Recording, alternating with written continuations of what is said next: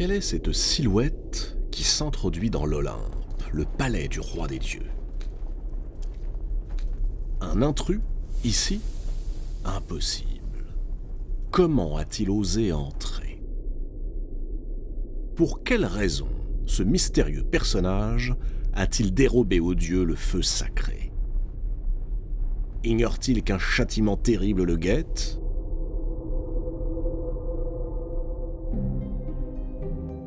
Tout a commencé il y a bien longtemps. Souvenez-vous. Au début des temps était le chaos. Puis vint Gaïa, la terre-mère. Gaïa enfanta Ouranos, le ciel, puis s'unit à lui. Et de leur étreinte naquirent les titans, les cyclopes et les hécatonchires. Parmi les titans se trouve Japet. Japet s'est choisi une épouse, Clymène. Ensemble, ils ont 4 enfants. Atlas, Ménoétios, Épiméthée et celui qui est au cœur de cette histoire, Prométhée. À la différence de son frère Épiméthée, dont le nom signifie celui qui réfléchit après coup, Prométhée est le prévoyant, celui qui pressent les événements avant qu'ils ne surviennent. Cette qualité rare va lui être d'une grande utilité.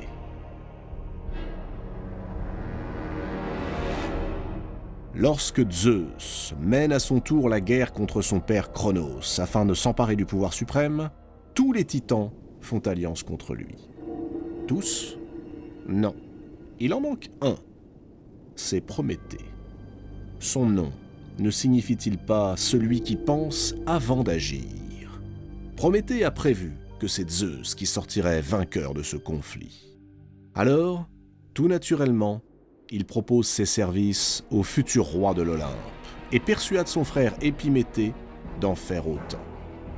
Dans cet embrasement qui s'annonce, Prométhée apporte au jeune Zeus ce qui lui manque, la force, l'astuce et la ruse propres à la génération des titans. La terrible guerre commence, la titanomachie. Comme Prométhée l'avait pressenti, Zeus l'emporte, et le monde entre dans une période apaisée. Fini les combats, les prouesses et les actions d'éclat. Désormais, les jours succèdent aux jours et se ressemblent. Et dans ce calme trop parfait, les dieux commencent à s'ennuyer. Plus de guerre, personne à rendre heureux ni à faire souffrir. Rien. Alors, lassé, Zeus se tourne vers son fils Héphaïstos, le dieu des forges, celui qui façonne les armes et les attributs des divinités de l'Olympe. Il lui demande de fabriquer autre chose que tous ces objets stériles, quelque chose d'exceptionnel, d'unique, quelque chose qui pourrait distraire les dieux. Héphaïstos réfléchit. Exceptionnel, unique, facile à dire, mais quoi? Héphaïstos médite longuement, et il lui vient une idée. Il convoque dans son atelier les 12 grands dieux qui résident sur l'Olympe, et leur explique ce qu'il attend d'eux. Mélanger la terre et le feu, ainsi que toutes les substances susceptibles de se combiner. Avec ces éléments primordiaux, ils façonneront des êtres vivants. Certains auront des nageoires, des pattes, des carapaces. On les appellera les animaux.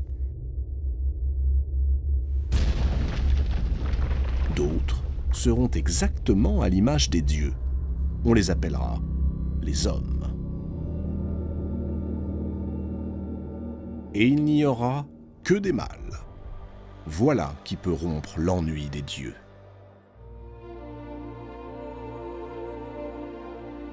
Tout est prêt. Il ne reste qu'à décider des qualités qui seront attribuées aux uns et aux autres, les animaux et les hommes.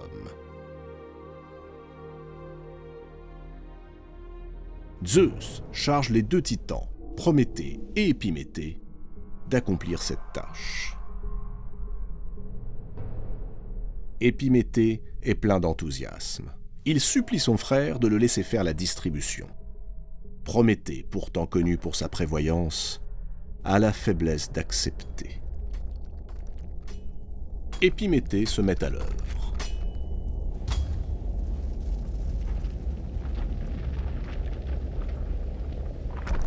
Il dote les uns de la force, les autres de la vitesse. Il offre à certains de longs poils qui les protégeront des intempéries, chausse les autres de sabots, attribue encore à d'autres un cuir massif.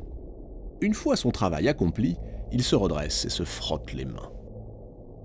Mais, et les hommes? Dans son empressement, Épiméthée a complètement oublié les hommes.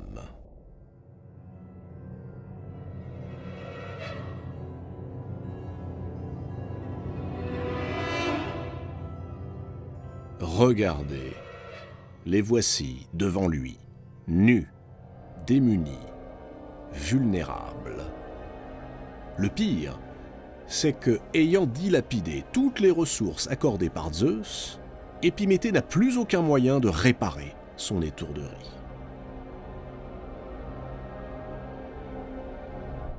Prométhée décide alors d'aller trouver Zeus.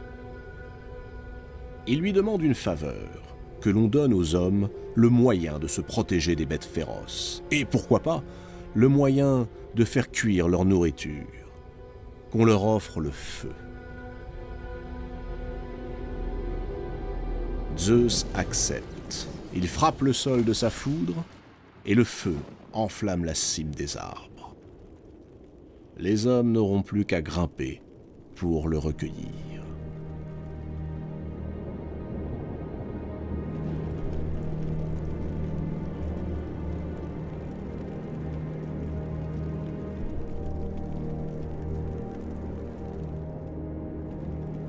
Ce fut l'âge d'or. La vie des hommes est paisible. Elle est même plutôt heureuse, puisque le travail n'existe pas plus que les saisons ou les maladies. Le blé pousse naturellement sans qu'il soit besoin de le semer. Régulièrement, hommes et dieux se retrouvent pour de somptueux festins.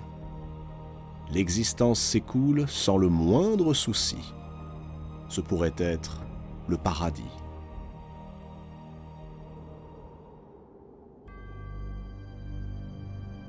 Une seule chose sépare les humains des dieux, l'immortalité. Et encore, à cette époque, les hommes ne meurent pas vraiment. Lorsque le temps est venu, sans fatigue ni souffrance, ils s'endorment, paisiblement. Le dieu du sommeil, Hypnos, les prend avec lui et les emmène dans les vallées verdoyantes du monde souterrain, dans un endroit qu'on appelle les Champs-Élysées.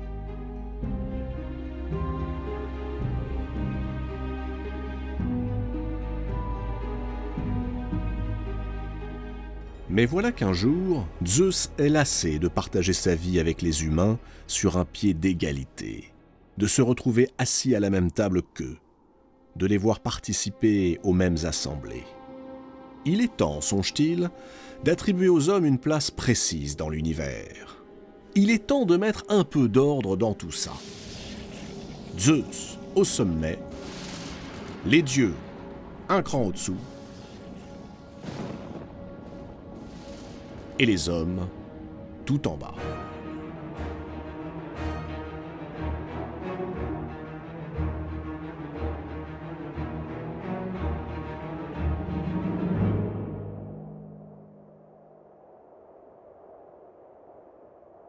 Zeus organise alors un grand banquet dans la vaste plaine de Méconée, où il a réuni les hommes et les dieux. Il ordonne qu'un grand bœuf soit sacrifié, puis débité en 2 parts. La plus belle part reviendra évidemment aux dieux, l'autre sera donnée aux hommes. Et c'est sur cette expression, la plus belle part, que là, maintenant, va se jouer le sort de l'humanité.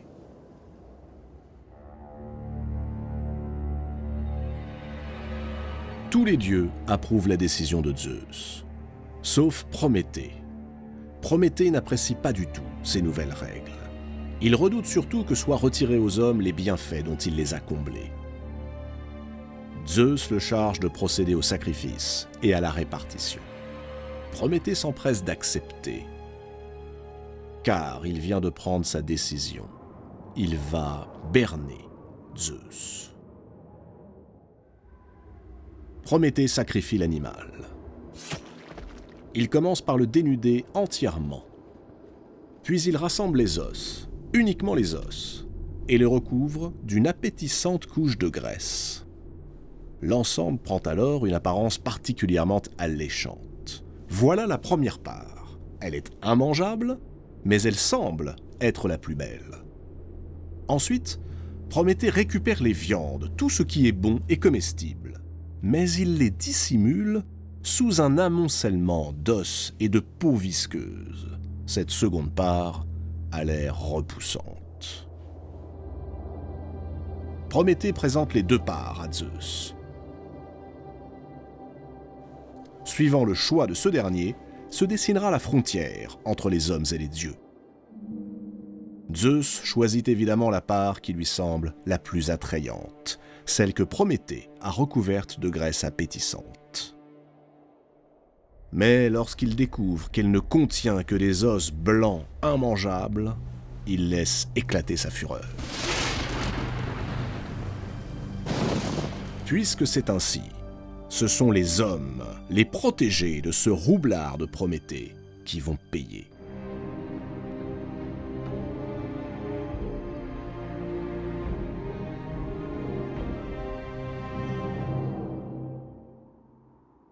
Zeus décide d'abord de leur cacher le blé.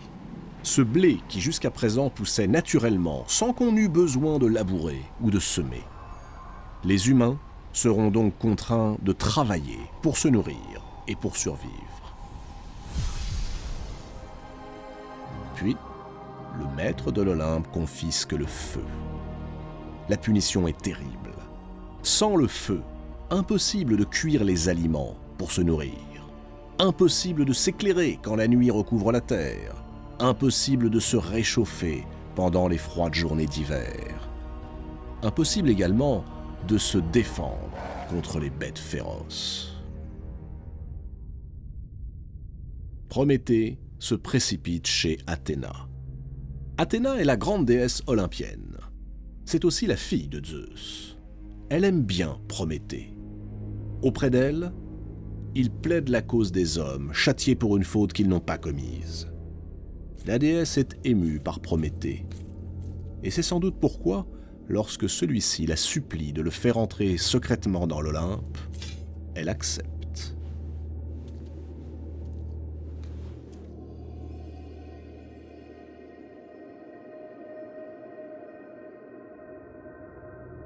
C'est donc lui, Prométhée, que nous avons vu s'introduire le plus discrètement possible dans l'enceinte des dieux. C'est lui qui a dérobé un morceau de braise au feu sacré de l'Olympe et l'a glissé dans la tige creuse d'un fenouil. Lui, Prométhée, va offrir le feu aux hommes. Ce nouveau défi au roi de l'Olympe ne peut rester impuni.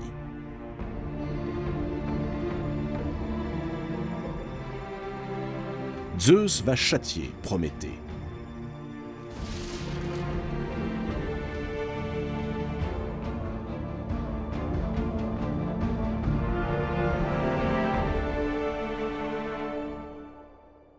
Il convoque à nouveau son fils Héphaïstos. Héphaïstos et les dieux n'avaient créé que des mâles.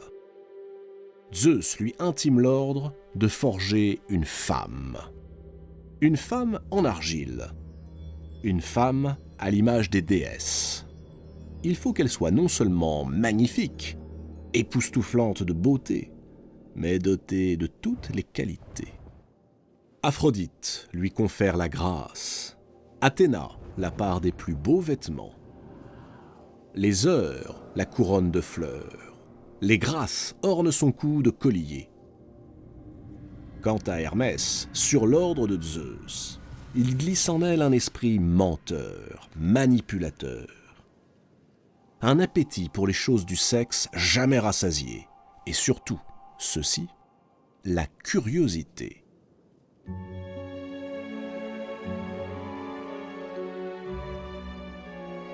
On lui donne le nom de Pandore.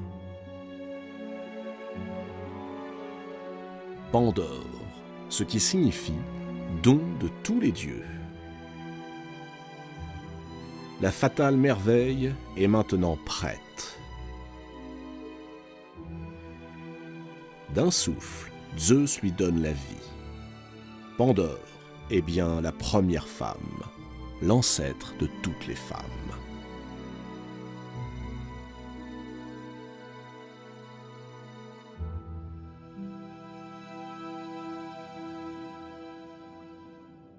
Mais Pandore, c'est surtout le feu que Zeus va introduire auprès des hommes sans qu'il soit besoin d'allumer une flamme.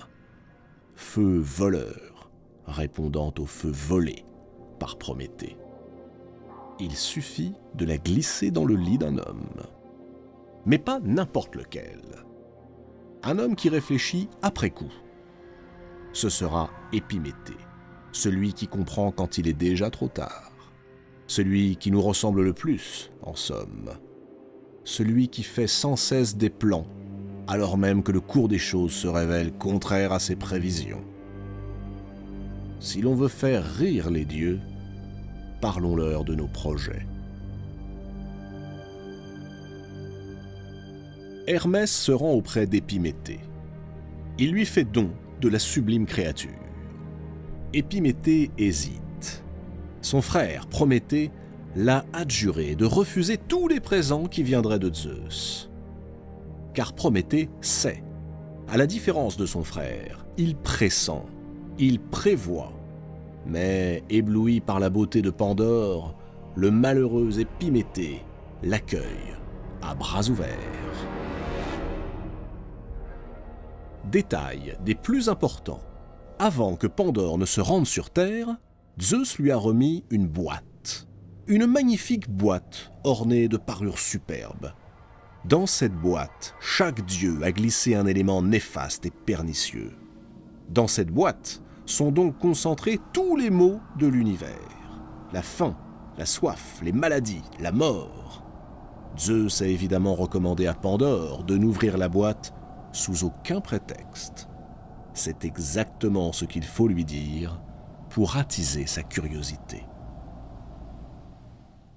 Le soir même de ses noces avec Épiméthée, ne pouvant plus résister à la terrible tentation de savoir ce que contient la boîte, Pandore se glisse hors du lit et soulève le couvercle. Aussitôt jaillissent tous les malheurs, toutes les misères du monde, tout ce qui affligera la vie des humains jusqu'à la fin des temps. Et Zeus a rendu ces mots invisibles, silencieux, de sorte qu'ils puissent frapper les hommes à l'improviste et que ces derniers n'aient pas le temps de trouver la parade. Mais plus grave encore, le mal se mêle aux bienfaits dont les dieux avaient jadis comblé les hommes, de sorte qu'on ne peut plus désormais le reconnaître ni l'identifier. Épouvanté, Pandore referme aussitôt le couvercle de la boîte. Mais c'est trop tard.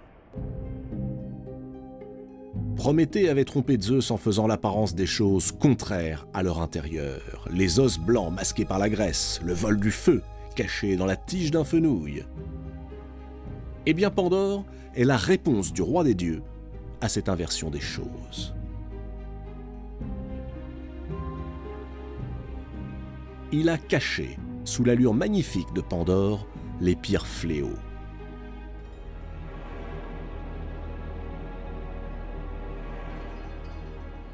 Désormais, définitivement séparé des dieux, l'homme devra ensemencer le ventre de la femme s'il veut se reproduire, comme il devra ensemencer la terre s'il veut se nourrir.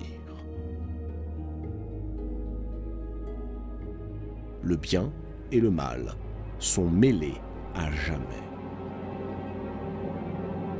Mais tout n'est pas perdu, car Au fond de la boîte de Pandore, quelque chose est resté enfermé. Un souffle qui n'a pas eu le temps de s'enfuir avant que Pandore ne referme le couvercle. Ce souffle, Hermès l'avait glissé en catimini, à l'insu de Zeus, et il l'avait baptisé Elpis, ce qui veut dire l'espoir.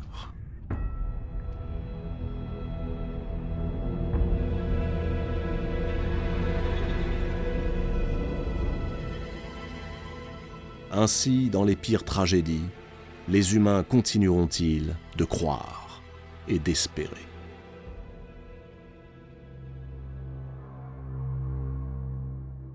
Zeus a puni les mortels, il reste à punir leurs bienfaiteurs.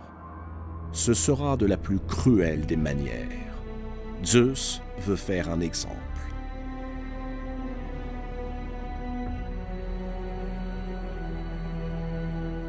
Il fait enchaîner Prométhée à un rocher, quelque part sur un sommet du Caucase, entre la mer Noire et la mer Caspienne.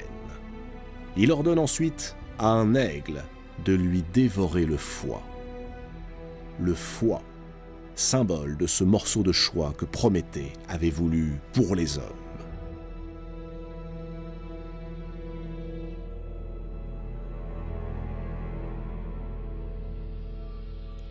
Chaque jour, l'aigle dévore le foie de Prométhée. Et pour que le supplice soit encore plus terrible, chaque nuit, alors que Prométhée agonise, son foie se régénère. Ainsi le supplice peut-il durer à l'infini.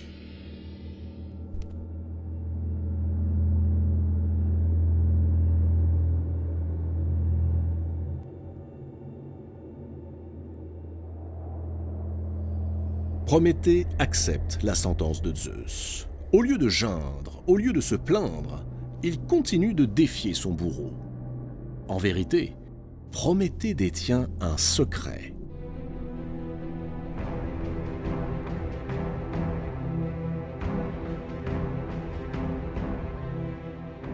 Un secret redoutable et qui concerne l'avenir même de Zeus. Zeus le sait. C'est aussi la raison pour laquelle il ne le fait pas tuer par son aigle.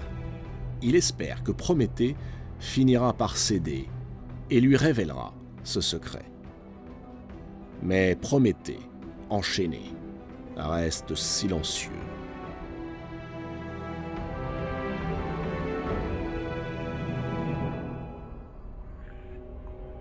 Si Zeus veut savoir, il devra d'abord le libérer.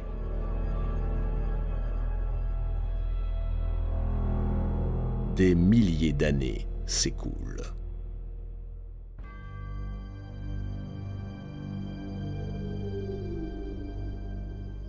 Sur Terre, dieux, demi-dieux et même simples mortels ont accompli de grands exploits. Et chaque fois, Zeus a pu sauver son trône quand il était menacé. Mais il lui faut savoir quel secret le concernant Prométhée refuse de lui livrer. Alors, le maître de l'Olympe finit par plier. Il envoie le plus puissant de tous ses fils mortels libérer Prométhée. Héraclès tue l'aigle d'une flèche en plein cœur et il rompt les chaînes de Prométhée. Le Titan honore sa promesse et révèle à Zeus le secret dont il est détenteur. Si Zeus vient à épouser Thétis, cette nymphe des mers dont il est tombé si passionnément amoureux, alors elle mettra au monde un fils plus puissant que son père, et qui le détrônera. Zeus, aussitôt, met fin à son entreprise amoureuse et impose à Thétis de s'unir avec un mortel. Prométhée est donc le dieu qui protégea les hommes. Il est aussi la figure du rebelle, du révolté, celui qui nous dit que la contestation du pouvoir est honorable, parfois même nécessaire. Mais il est aussi celui qui nous dit que décider de l'ordre en lui-même est une erreur. Dans sa grande prévoyance, Cette pensée avait échappé à Prométhée.